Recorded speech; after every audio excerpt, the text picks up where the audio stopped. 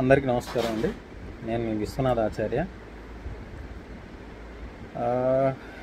ఒక విషయం మీద నేను ఈ వీడియో చేయాలనుకున్నా, చిన్న షార్ట్ వీడియో.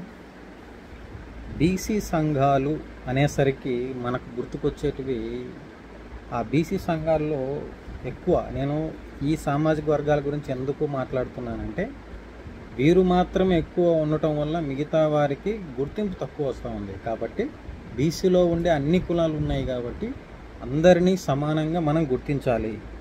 ముఖ్యంగా మనకు ఏం జరుగుతూ ఉందంటే, బీసీలు అంటే యాదవ సామాజిక వర్గం వారు కానీ లేకపోతే గౌడు సామాజిక వర్గం వారు మాత్రమే ఎక్కువగా గుర్తుకొస్తున్నారు అన్ని ప్రభుత్వాలకు.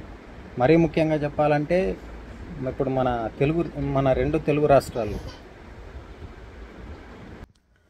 అది నేను ఎందుకు చెప్తున్నానంటే, ఆర్ కృష్ణయ్య గారు ఒక యాదవ సామాజిక వర్గానికి చెందిన వ్యక్తి. ఆయన బీసీ కులాలకు సంబంధించి చాలా పోరాటాలు చేశారు. కానీ ఒక నెల 2 నెలల కిందట వైఎస్ఆర్సీపీ ప్రభుత్వం నుంచి ఆయన ఎంపీగా, ఒక రాజ్యసభ సభ్యుడిగా ఆయన కొనసాగేవారు. దానికి రాజీనామా ప్రకటించి మళ్ళీ నిన్న ఆయన రాజ్యసభ సభ్యుడిగా బీజేపీ